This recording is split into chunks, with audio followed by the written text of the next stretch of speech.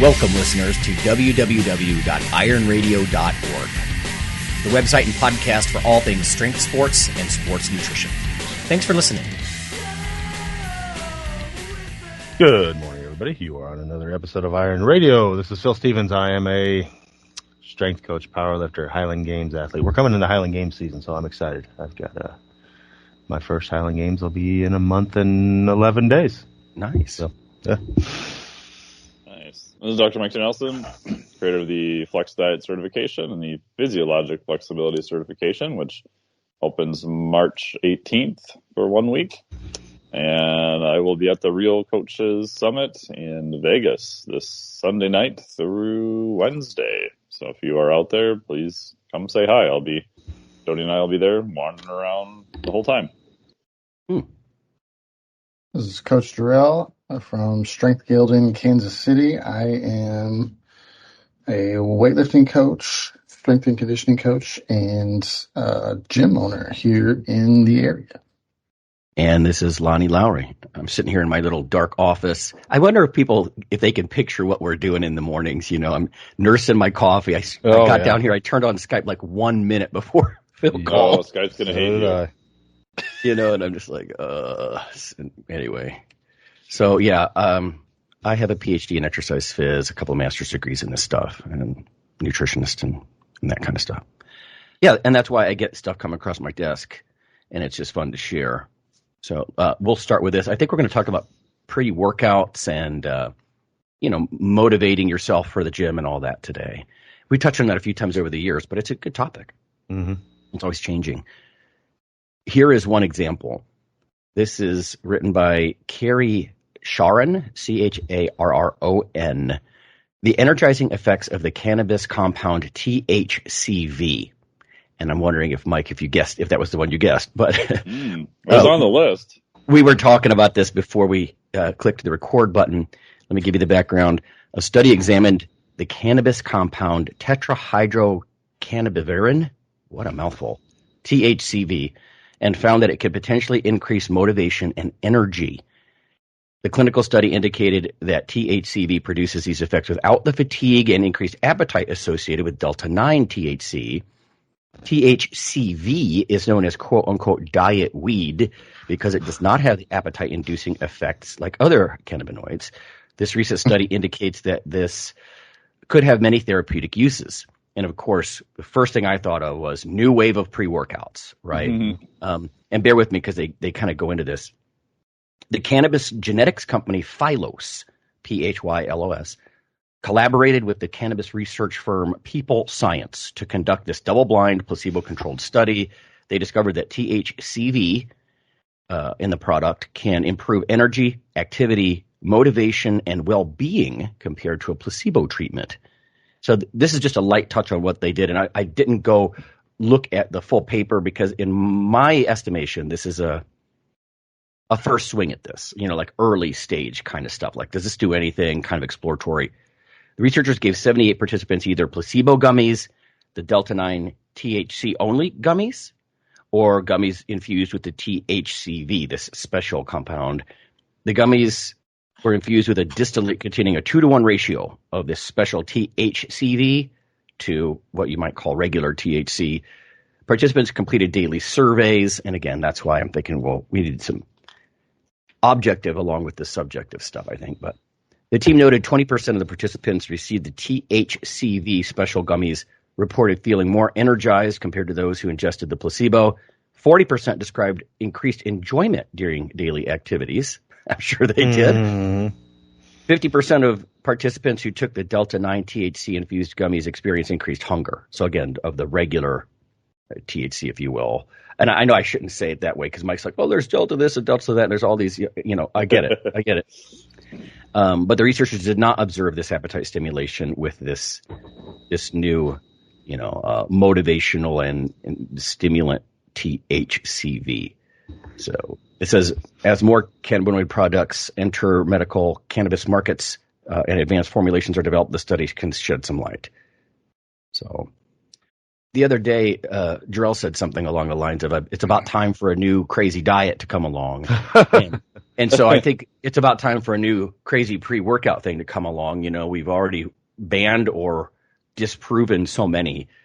For whatever reason, people aren't okay with just caffeine. They love to stack. They love these formulas. Oh, yeah. So I guess, Mike, you're the obvious first pass at this one because, you're pretty much neck deep in the cannabinoid world, I think. Have you heard much about this, and what are your thoughts?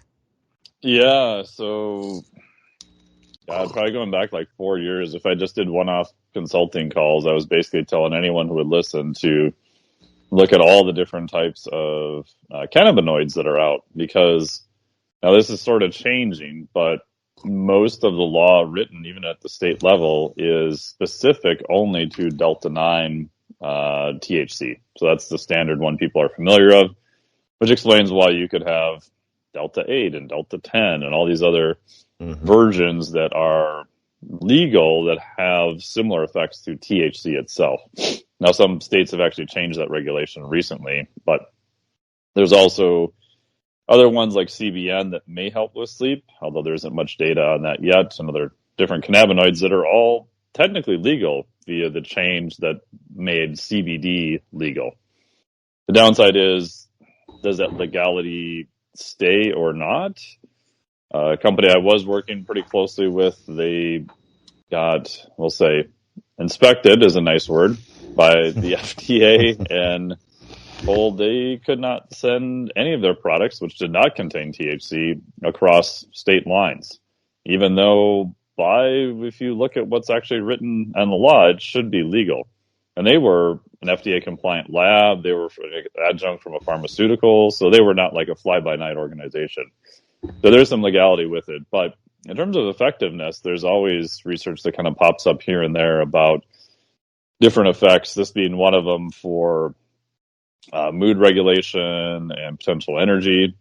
And then if you think about what people are looking for in a pre-workout, I'm not breaking any NDAs here, but if you think about what people want in a pre-workout, energy, mood, things like that are pretty high at the top of the list. So if anyone wants a lot more information, let me know. Yeah, I do think it's an area we can dive into as something that might actually work. It's a lot better than like jamming mechanistic data to support a lot of it too. Right. Yeah.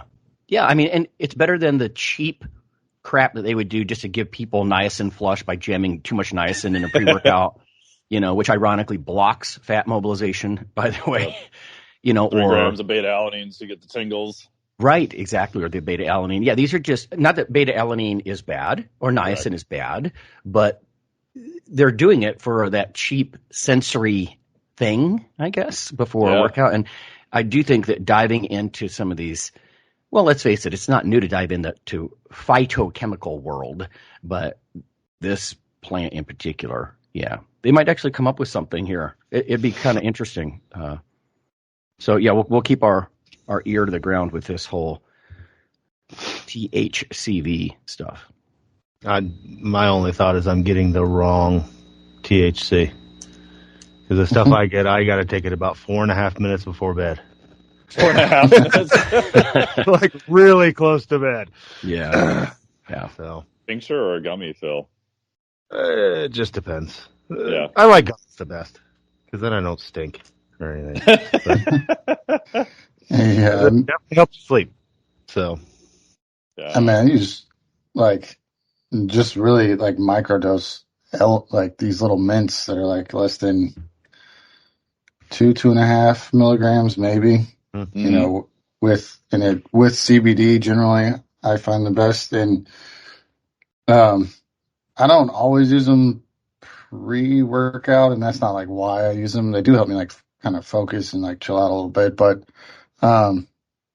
training with them is difficult, honestly. Like, and I don't mean like it's like the sessions are really smooth and stuff, but particularly if I were to try to go to like jujitsu, and I'll say this: the jujitsu guys are not all of them, but like a lot of them are heavy users, and they'll like, just do, you know what I mean? Like, and they seem to do well. And I've only like incidentally, like I took a micro little mini mint, and I don't take them often, so maybe like once or twice a week pop. Like, but they'll use heavy, like smoking heavy, and then show up to training, and then typically do just fine. I don't understand that at all. Like, I do not feel like I can like just kind of like they always claim it helps them relax and kind of flow through the rolling and helps them and all this stuff.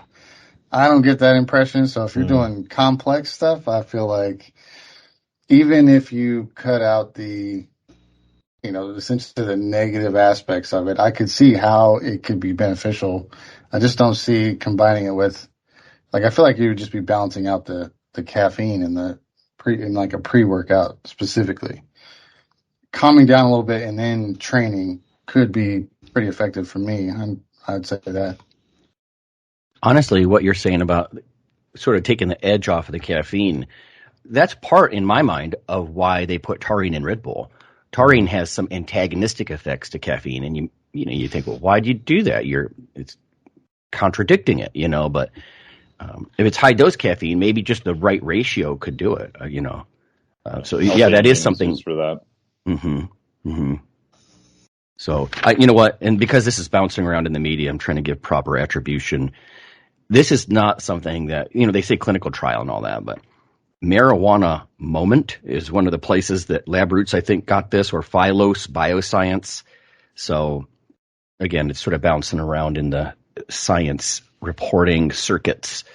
So I would consider this very, very early stage stuff, but that's where you have to start talking about new product development, right? I mean, if you wait until there's a dozen hardcore double-blind crossover, clinical trials, then it's already on the market. People are already selling it because they're trying to get first to market. So yeah. And similar to Jarrell, a client of mine who will remain nameless, I was talking to him about cardio stuff and THC and cannabis, and he's like, "Oh yeah, man." He's like, "I do probably 80% of my cardio sessions just zooted to the moon." I'm like, "What?"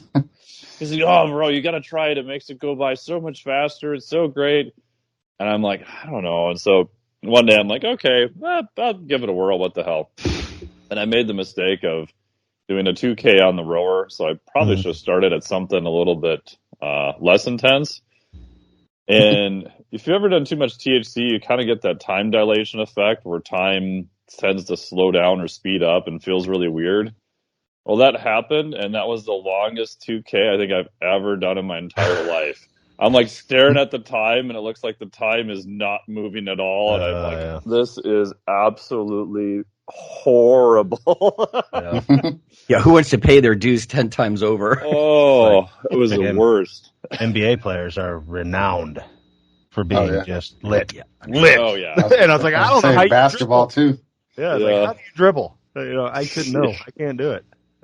So this is, and it's only been a random thing that was said when I did this is a long time ago at the, when Outlaw CrossFit was a thing, and I went to the seminar.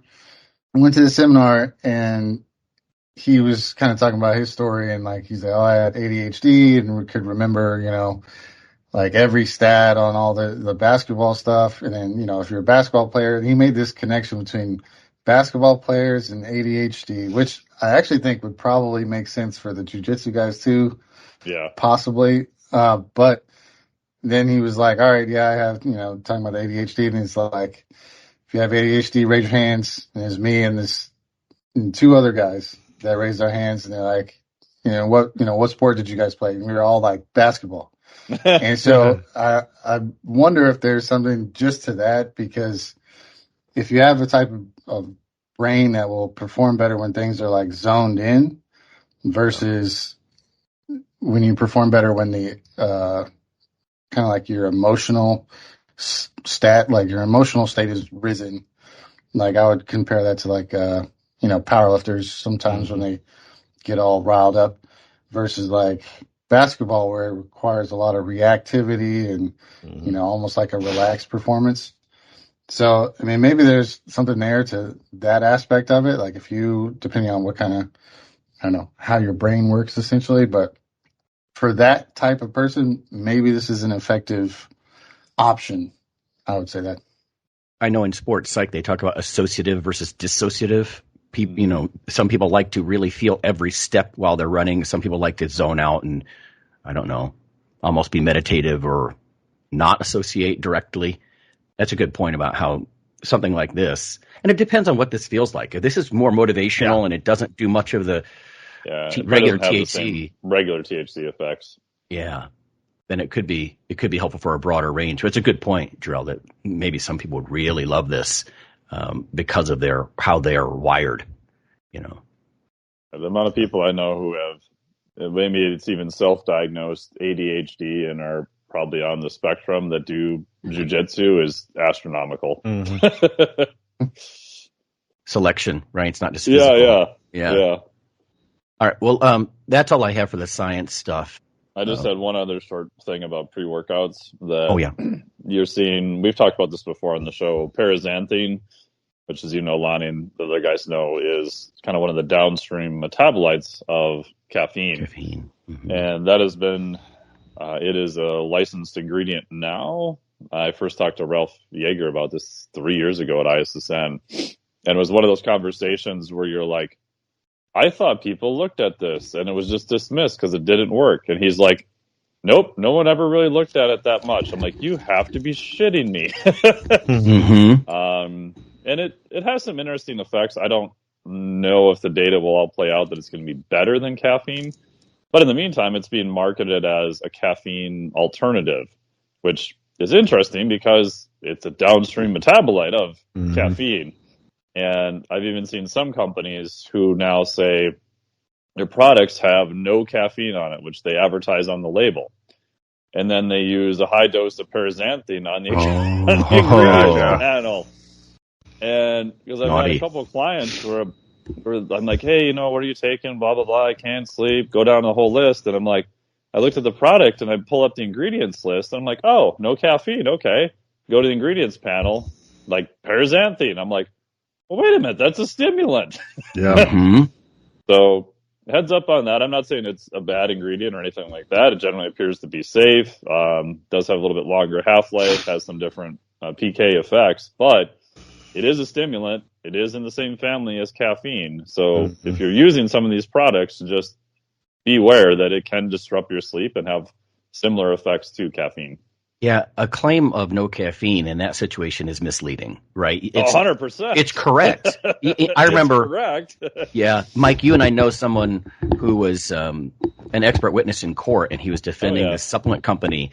And what he was saying, the judge got frustrated with him and just basically said, "What you're saying is factually true, but misleading. Still misleading." And they got in trouble anyway, because I think that's the FDA's kind of standard. And in this case, when you claim no caffeine, you're also claiming and all that entails, Right. And you know what? This also brings to mind HMB. That was a downstream metabolite of leucine, and I'd rather just take leucine, to be honest. Oh, yeah. Me personally. So, unless this is equivalent in price or something, I'd give it a go. It's another stimulant to give a go and try out and see what it does to, your mood states or HRV or whatever. I don't know. Yeah, but caffeine works and it's cheap, and so maybe the original source is even better. I guess we just keep an eye on the literature and see, because they bent over backwards trying to make HMB look better than leucine, and that never happened really. So we'll see. Yeah, it might. If people do look up the studies on paraxanthine, see what they're comparing it to, because so far there hasn't been many studies. I can't find one that directly compared it to caffeine. But if you compare it to something else, you might see an effect. Okay, that's cool. But how does it compare directly to caffeine? And in my limited N1 experience, I find it's a little bit better for cognitive stuff. I didn't notice as much exercise performance effect from it, but again, that was just my N1 experiential notes. Mm-hmm. Yeah, interesting to play with it scientifically. At least. Even if it doesn't translate into a because you wouldn't want a product. Oh, this has paraxanthine, and then someone like the way Tim Patterson does his marketing, he weaves this tapestry of fascination around something that's and You're like, yeah, well, it costs twice as much as caffeine, though. And so I can get my blood levels up by taking a Vivarin. Yep. And so I think a lot of the marketing you're going to see is why you'll see a lot of stuff that says, here's all these negatives with caffeine. And some of them are true and some of them, I don't think so. Right. Yeah, and we don't know what paraxanthine would do. Would it do those exact same things? Would it diverge in some way, like you said, cognitively or whatever? Yeah. But still interesting. Just read the ingredient labels. Yeah, no, it is for sure. And consumers really need to be educated on looking at labels. Some people don't even take 2 seconds to even glance at the nutrition facts panel or supplement facts panel, let alone dig into the ingredients list and what that might mean. My parents just showed me something, and he's like, this has cholecalciferol in it. I don't take that. I said, yeah, you do, Papa. That's vitamin D. Yeah, but yeah. Cauliflower? What? Right. Yeah. Okay. All right, let's go to break, and afterwards we'll talk about pre-workout motivation and getting ready for the gym and stuff. Hey everybody, Iron Radio is back and in an expanded way. What can you expect? Well, first, you can get it simulcast every week on the nutritionradio.org network as well as on the original podcast. It'll appear regularly on iTunes, Spotify, and all your favorite podcasting sites. We have a new Iron Radio / Nutrition Radio Facebook page as well. Please check us out. We're even backed up on YouTube. We hope that an expanded presence will get you the news, education, banter, and guests that's made Iron Radio's community so loyal from the start. You are appreciated. All right, guys, we're back. And we're going to talk about our suggestions or what we do on getting ready for a gym session. So, I know mine hasn't. My routine has been stagnant for more than a decade, and that's on purpose. I think it's just a thing of, and I think that happens to everybody over time. You have to experiment at what works and what doesn't, and over time, as the longer you're in this, you just kind of get in a routine, and like most athletes do. You hear athletes that I have to wear these socks, and it's. Athletics is full of people that have superstitions and everything else. Oh yeah, and you get very habitual about things, and which can be tough too. That can have negative effects on you if you're thrown into a meet situation or a competition situation and something doesn't go just right. You got to be ready to break that mold. But that's a different topic for a different day, I suppose. But mine definitely starts the day before. As far as okay, I'm going to make sure I eat good tonight. I'm going to make sure I sleep good tonight. Things like that. Even for regular training days. Of course, meet days. It's exacerbated even more. But, mine definitely starts the day before because I know that meal I have right before isn't going to do that much. But the meals the days before and things like that being fueled for it is even more impactful, in my opinion. So. I don't know. You guys just want me to go hop, skip, and jump all the way through what I do? Do you train in the morning still, Phil, or what time do you train? Like today, I'll train at 10 o'clock. Yeah. Now, during the week, I train after work. So, and now it's very dependent because now I'm training young athletes again. So it depends on my training partner. If he can get there before, I'm training at 4. If he can't, then I'm training at 6:45. So I got to be a little ready to shift gears, but I also don't on my evening sessions. I just do not depend on caffeine at all.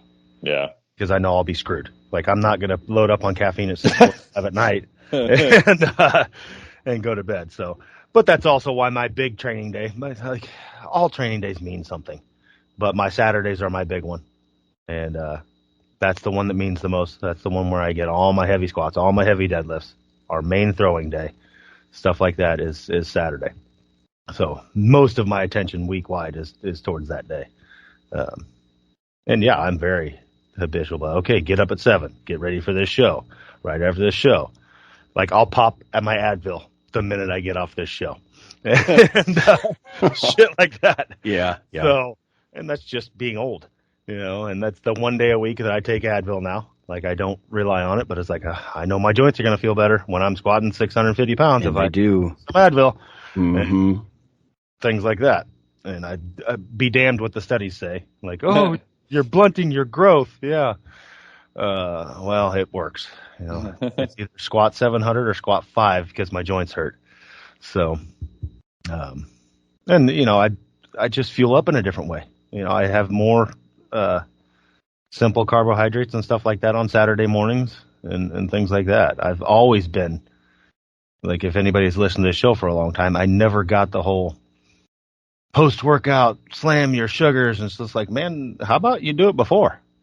Yeah. And you use that in the workout. It's like, fuck, right after, like we've talked about numerous times, like I'm going to have, after this workout, I won't have a scheduled training session until Monday evening. Why the fuck shit. do I need to, why do I need to load up on a bunch of sugars? Now, if I was like my daughter and I had to, you get done wrestling and she has at 7 o'clock at night, you got another one at 8 in the morning. Good idea. Load up. You know? So, but I know by eating fruits and vegetables and things like that, 48 hours from now, I'll be good. So, you know, from a bodybuilding perspective, getting a bunch of fast-acting carbs and whey and stuff beforehand, you're probably going to get a better pump anyway because, you know, insulin stays so dilatory, and all that kind of stuff. It's a good point about ibuprofen. Over the years, I know we said, oh, it's a good drug. And I mean, same with me, Phil. I mean, it really helps my beat up joints. Yeah. It definitely helps.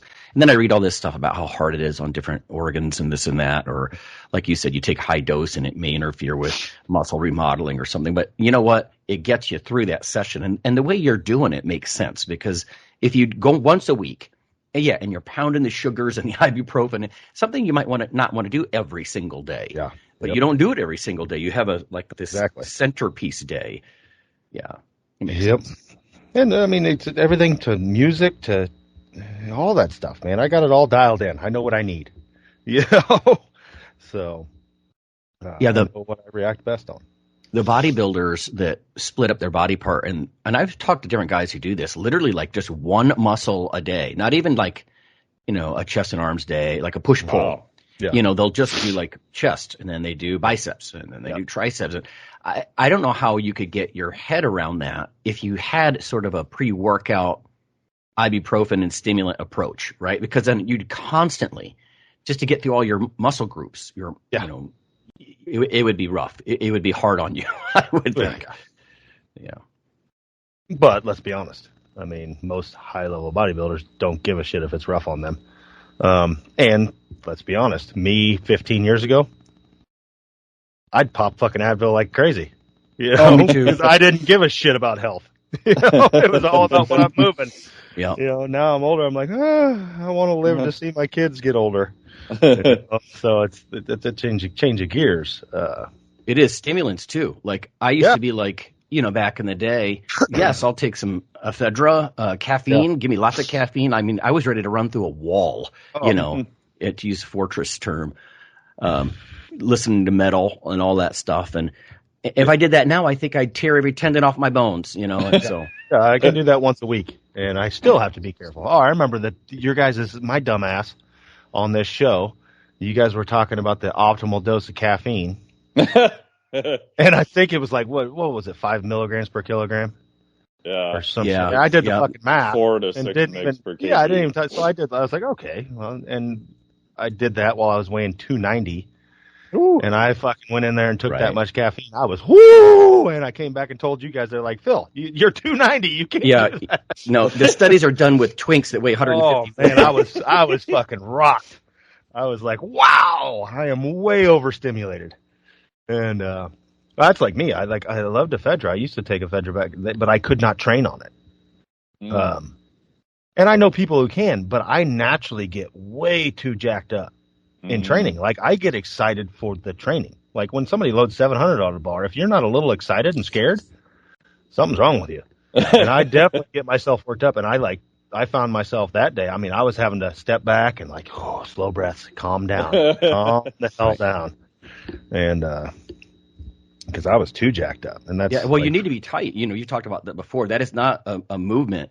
Like Gerald was talking about, like with some martial arts, you want to have some fluidity and looseness. And I got to imagine when you get under a bar that you want to tighten everything down, and the stimulator is going to help you kind of do that, you know. But you know what? Is that inverted U thing, you know? Yes, you get a benefit up to a point, and then you just overdose. And ergolytic. And there's a chronic thing with all that too. Lee Haney used to talk about how it's borrowed energy. Real energy is food, calories, basically, or sleeping enough, which can suffer when you're always taking these different stimulants. Dietary stimulants are definitely a two-edged sword. I used to half dose a lot of stuff, like pre-workout types of things, because of that very reason. Like, I was sensitive to it, and I didn't want to end up with skipped beats, or basically so freaked my blood pressure was so high, or there's definitely side effects with those things, and that's why I think the feds have tried to pull so many of them off the market as they have. But at the same time, we still have caffeine, and honestly, it's probably the best combination of safety and effectiveness with a lot of those things. The FDA says you really run into serious toxicity around 1,200 milligrams of caffeine.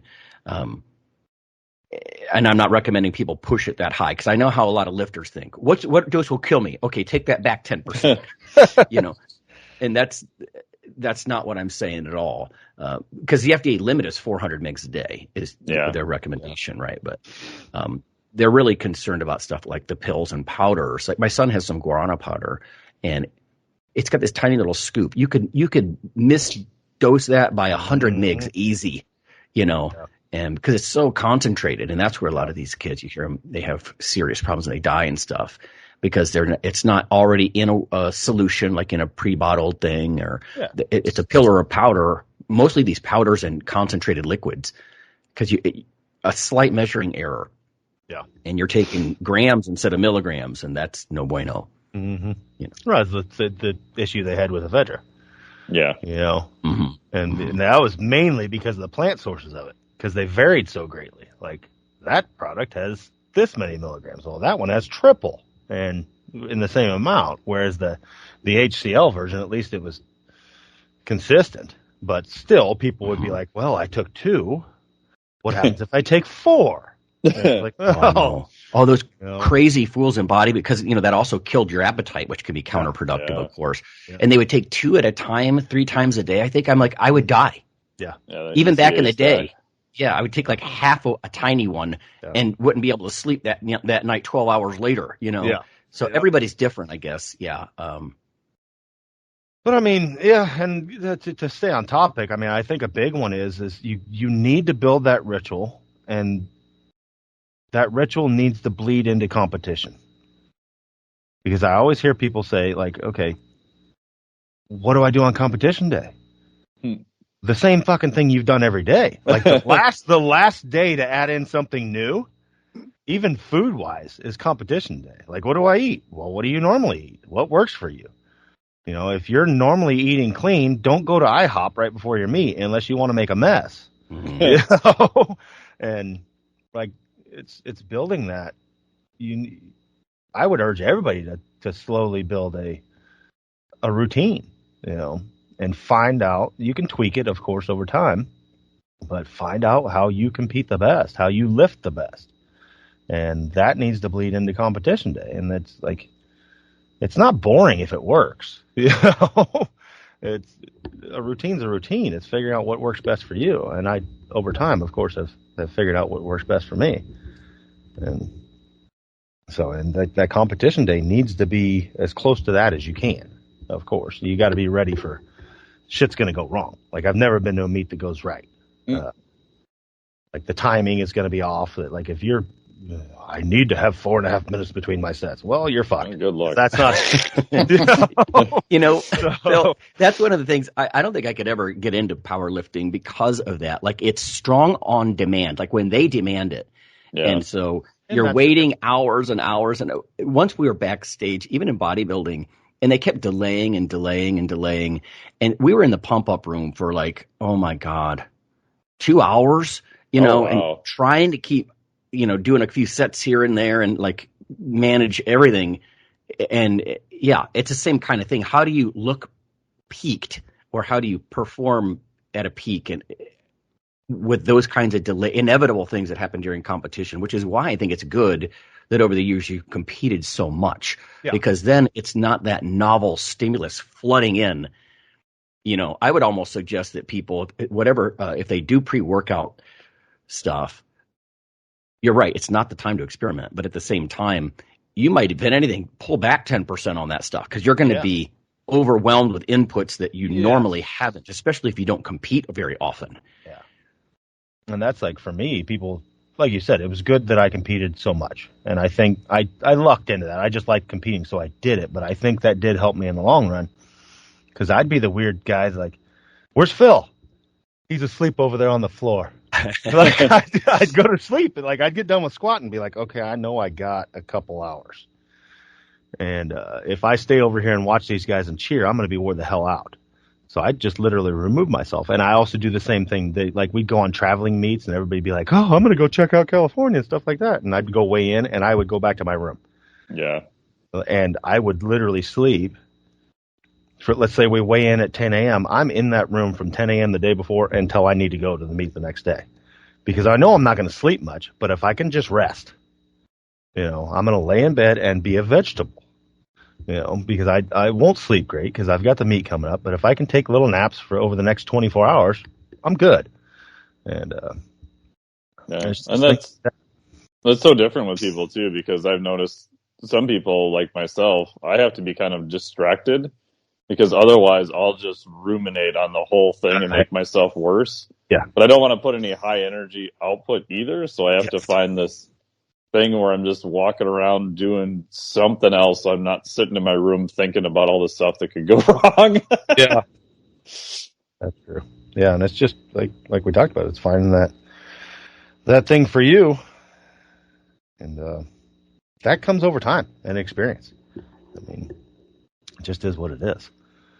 Yeah, I think also capping it, just giving yourself like a time limit to it as well. Yeah. It's just something I usually see a lot of. Not necessarily that I have people who go through it, but where you pretty much do like a whole PT session before you start training. Yeah. And it's like you have to have something that gets you going. And I would generally frame it as like 10 minutes or less. Like, like get you going relatively quick. A simple one that I like, kind of stolen from the, I think it's like that ATG guy, whatever, is just grab the sled and go for 5 to 10 minutes. Mm-hmm. And especially on like lower body type days. But I mean, in here, the only reason I say is partially because even the masters get kind of bad about it too, like where blood flow is the thing. But then you do all these little exercises and you're kind of like just, trickling your way into a training session. And it's like, man, you can never get there. Like the training will still hurt when you get there. If you do every single PT exercise you've ever heard of, doesn't matter. Yeah. Yeah. We used to laugh about people who would break out a foam roller for 45 minutes and stuff. You're like, what do you just get on the bike for 10 minutes and then, do a systemic warm up, do a local warm up if you need it a little bit. But the one that got me, the one that got me is people that like, and I'm not against them. Those little frickin' like the original ones were like skill saws and they put a hammer on the end of it. Oh, the massage guns. Fuck. They would go and assault their quads and glutes and hams like, I gotta max my squat. Let me beat the fuck out of them. Assault. I'm like, what are you doing? You are turning your muscles into hamburger and you're gonna go then try and tell them to do a max effort exercise. And it's like, come on, man, there's a time and a place for this stuff. That is not warming your muscles up, getting them ready to go. That'd be like ART done. Like, hi, come here, doc. I gotta be up in 4 minutes. Beat the shit out of me. Yeah. Listen, I'll never forget going to, it was Masters Nationals, and we were just getting into the training hall to do just a training hall session, which is like, pre-competition. So it's not even like a crazy session. The goal is to warm up, get some lifts up, and, be prepared for the next day. So usually I always have my people squat first, but we'll squat, then, power snatch or something, power snatch, power clean and jerk, just kind of move the bar. Yeah. And so we got to the platform, or got to the training hall area, which was super small at this one. It was kind of annoying, but so we got to our platform, started our warm up process, which the girls, they have their own which I always encourage. Like, it should be like a fingerprint. Your warm up should kind of be your own. And, they go through some stuff, 5 minutes. We go through a whole session, like from that to finish, rolling out, done, packing our stuff up. There's a guy who got there before us and hadn't gotten through his warm up with like the bands and the lacrosse balls and like all this stuff. Did not touch the bar. He asked us when we were going to be, because we kind of showed up at the same time, and he was like, oh, and so we were like, oh, you want to share a platform? He was like, yeah, sure. And like, we were done with the platform before he ever even stepped foot on it. And he bombed out, which is the only reason I know that is because I saw him. I was like, oh yeah, that's the dude who warmed up for an hour yesterday. And then maybe he did some training. It's like, God, if you have sessions like that, how do you train? Like, what is your training economy even like? Yeah. No, and There's no way. No, yeah. And that's something we see that all the time. And it's one thing you need to figure out over time is like how brief can I warm up to compete my best? Yep. And that's a big one. And from a coaching aspect, I was dealing with this the other day. There's ways to figure it out because every lifter is different. And like if you have a tendo or something like that, they can help you figure things out. Because I have different lifters that, like if we measure them against a tendo and let's say a squat and the speed, like, oh, okay, let's do 12 sets and see where they end up at. And like I have a lifter that they hit their top speed on like rep number 8. And I have another lifter, it's like rep number 2. And I do this over time. I can tell, okay, this person needs more warm-ups. They need more warm-ups to tap into everything. And this person doesn't. It's never an hour and a half. But you can find that out over time, and you can make small adjustments to your workouts. So it's like me, I know in all the lifts I do, and anytime we've done speed work and things like that, it's against time, like pushing a sled, max squats on a tendo, things like that, I tap into it real quick, and then it's gone. There's a deep downfall after a short amount of time. And I have other lifters that it's this slow, steady climb up. Like I just know over time, and I've figured out with my athletes, like, okay, they need a few more warm-ups. And it's not heavy sets, it's just more moving for that person. Whereas I'm notorious for just pack on plates, 135, 225, 315, 405. Okay, I'm good to go. That was 7 reps, I'm ready. And I have others, it's like, okay, we just need more time. Moving light weights around to get this person totally warmed up. So that's stuff you have to figure out for yourself, and it takes years. It sounds like fiber type differences. Trial and error. Like if you're all type 2 fast twitch fibers, you're explosive and then you burn out. You peter out.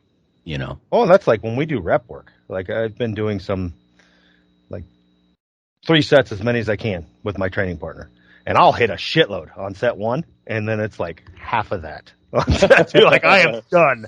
And he's like, oh, I only did 2 less. And it's like I am just cooked. I have the ability to just, okay, I'll go hard, and then like you better give me some time. And I think that's why powerlifting also works for me. Yeah. We have those big long breaks, and I can restore everything, and okay, I'm ready to go, take a break, take a nap, eat a candy bar, stuff like that. But those extended periods of time, like my output is not going to be near 100% if you put me on a football field or something, which I don't think anybody is, but there are definitely people who are better at it. Your and RSA repeated sprint ability is not that great, which then serves you well for powerlifting, though. Yeah, exactly. Yeah. Now, is some of that trained? Of course. Oh, sure. It's because I've been doing that sport and doing that for so many years. Yeah, it's a good point about the trickle. That's a good way to look at that. Like if you're trickling along, there has to be some ramp up component to it, I would think. That's what you're trying to accomplish, raise the temperature of your tissues, get your heart rate up, get some adrenaline flowing. There has to be a ramp up. And if it's just like steady state for 45 minutes before you lift, like what are you doing? I don't know. Yeah, and it's just getting it through people's heads. Like literally your warm up should be the minimal amount you need to do to be ready. And we see a lot of the opposite of that, like Darrell was talking about. Like they have these hour and a half long rituals. Like, do you really think you're helping yourself get ready at this point, or are you hurting yourself? Yeah. These same people only are got so much energy. oh, and they're like, oh, I spent 2.5 hours in my gym sessions. Yeah, how much of that is lifting, bud? Yes. Yeah. Yes. Half of it. And if you need an hour of prep, to me, that tells me something is horrifically wrong with your programming, or you've got long-term chronic issues that you're waiting to get fixed, or there's something like really off. That's a good point. Some kind of chronic underlying, you got a problem. Yeah. Because that's a lack of efficiency, right? And I know that I can't remember if it was Jim or somebody over the years who really kept emphasizing efficiency. What you're after is maximum output, maximum benefit with minimal investment. Oh, right? yeah. You're always after that. And that trickle type warm up for 45 minutes is not that. Well, and I'll also tell you, it's good, like we talked about before the deal. I mean, it can then come competition day. If you're that person, like, you're going to get hit hard on a competition day. Because I've had competitions where, it took an hour longer than we thought. We start warming up and they're like, oh, never mind, we messed up. It'll be another hour. But I've had other ones, like my last competition, we start warming up and I got to 225 and they're like, okay, you got 4 minutes. Yeah. And I literally had to okay, guys, put 650 on because I'm opening at 720. I just had to go. That's a I jump. had no choice. And so I went from like 225 to 650 to platform. And it's like, that's where you got to be ready for this stuff, man, because there's going to be times, competition day, where, and like Lonnie said, like, powerlifters is very much like, okay, it's a different to hit 700 in the gym in perfect conditions. Yeah. You got to do it when George tells you to do it. Right. Right. That's why weightlifting, it's just different, man. I say weightlifting is, I have a pet peeve with that with weightlifting coaching in general, but it's like, so there's this kind of concept of almost just like everything has to be perfect, but like the weightlifting session itself, you could do your max clean and jerk and have to follow yourself. So it doesn't make sense to, like, in powerlifting is like a breeze comparatively, in terms of like you have at least the whole field of attempts, but the problem in like powerlifting is the warm up room. And like, so if you take like people who do like the exact percentage warm up, which is a pet peeve of mine in weightlifting, where you got to go find the like 1 kilo plates or something. You're like, and it's like, dude, you don't have time for this. And like, if you've ever been to any, not local meet, but like even national meets, and you're like, all right, well, I need to find the 1.5 kilo plates. Good luck. You're probably not going to find them, man. Like, it's not, there's not a guarantee. So you need to be able to adapt on the fly and then not be so emotionally rigid that you, like, if something throws you off a little bit, then it's like, oh no, because you could also miss a lift attempt in the warm-up room. And if you're fragile, guess what? You're going to bomb out. Like, instead of being, because even in the warm-up room compared to the platform, that's a different lift. Like, the lift on the platform is just way different. Like, there's a lot of different emotions and all this. Like, everything is happening on the platform differently on the platform. Yep. And one thing I've noticed too with powerlifting, even versus strongman, is powerlifting, you've got your 3 events and 3 attempts, and you can kind of look at it and get in somewhat of an idea. Where I've noticed, at least the handful of ones I've done for strongman, it's almost anything goes. Like, half the time you don't know the order, you don't know what they're doing, the events are changing, you've got more events crammed into one day. That to me was even more chaotic, of just like, hey, you finished here. Hey, we're going to have the lighter weight guys go, and then you're up, and then the novice. It's like, oh, you completely changed the order. Like, yeah. Yep. I think in some ways that's almost increases the validity. I mean, if the test is to see how strong the different people are, being able to do that on demand and not, whenever that, like you said, George says, go. That's in some ways getting at the core issue a little bit more than somebody who has to have everything absolutely perfect. We've seen it with bodybuilding and powerlifting, like these amazing kind of random recorded gym sessions where everything lined up perfectly. And clearly that's not going to happen on a show day or meet day. Yeah. So in one sense, it's actually, I feel like it's even more valid. that, like you said, like what you did, Phil. It's like if Phil can jump from 2 1/4 to 650 or something in a minute and a half, that's displaying definite ability. Like definitely. Well, and that's a reason why, like in the powerlifting community, weightlifting community, like you have different PRs. Yeah. Like a meet PR is totally different than a gym PR because generally gym PRs are done under perfect circumstances. Like I was feeling great that day. And it's like, well, are you sure you're going to feel great on meet day? Are you going to have one of those plus 10% days on meet day? How can you forecast that? Because you don't know. And you can kind of help and do that yourself in the gym. Like just tell yourself, okay, this is test day. Yep. Go do it. Not the day that you feel good. Like you need to be able to do it on a planned day. Like 3 months ago, I decided I'm maxing my squat that day. Now you can get in that ritual. Okay, let's find out what works. It's different than those plus 10% days. Like Dan John always talks about. Most days are just normal. And then you have 10% of them, they're shitty, 10% of them, they're great. We try to make sure a meet day is that, but you can't. There's so many variables. I mean, at least I've never been able to figure it out because I have those days. And I've had those days in the gym. And those days very rarely happen on meet day. So, yeah, everybody's been in the gym, I think, and like everything feels light and it's just you're just in the zone and you're in a state of flow versus days you go in and you're like, you got 2 1/4 on your back and it feels like 405 and you're like, ugh. Yep.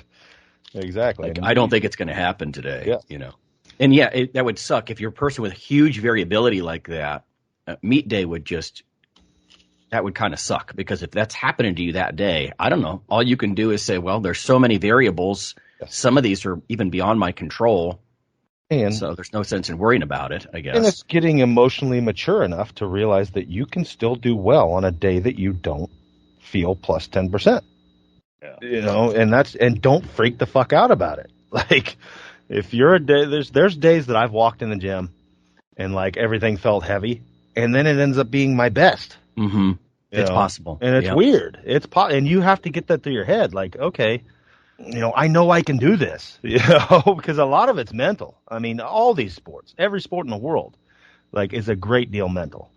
And if you're coming up on a platform because everything's not perfect and you're doubting it, you're already fucked. Right. Like you've got to be old enough and mature enough in your head to realize, okay, I'm just going to go do it. It's time. They say it's time. I got to go.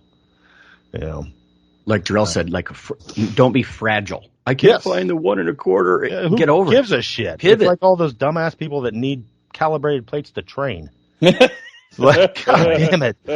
I hate that.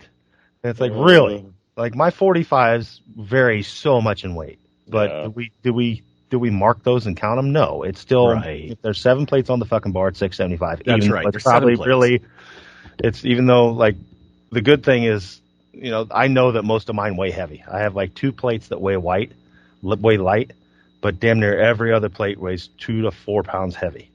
That helps us come meet day. Yeah. When we go to calibrated plates. And I've felt it. Like 700 in a meet with calibrated plates feels a lot lighter than 700 in my gym, but that's because there's frickin' 8 plates on each side that each weigh 2 to 4 pounds heavy. You add that up, that's a lot of fucking weight. Well, I know we're talking about motivation and stuff, but the thing that you used to talk about all the time makes a lot of sense to me too. Like take 80% of your 1 rep max and make that your opener. Yeah. Don't shoot for 100% because if you're at a minus 10% day, but you set your opener at 80%, you're still going to have the confidence to, definitely hit that. Yeah. And that's so important. I got to yeah. Openers are huge for people. And that's what I always tell people, like, you need to open with something that if you get AIDS and cancer the day before the meet, you can still hit. Because that's going to set the tone. And that's the same thing in weightlifting. I mean, it's that first lift.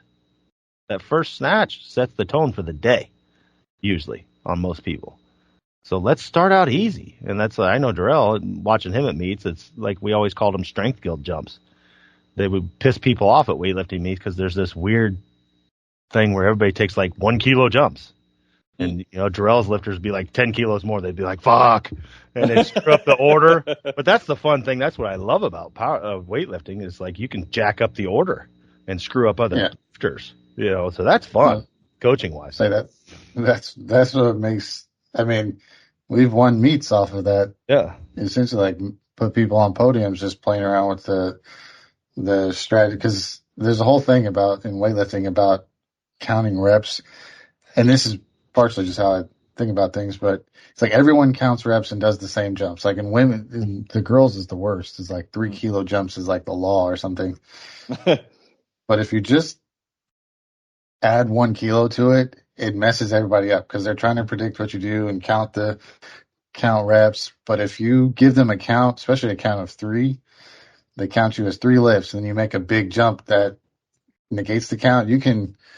They'll have their name called. We've had people we've jumped past, and then they've had their name called, and they've missed their opener just because they didn't know they were up.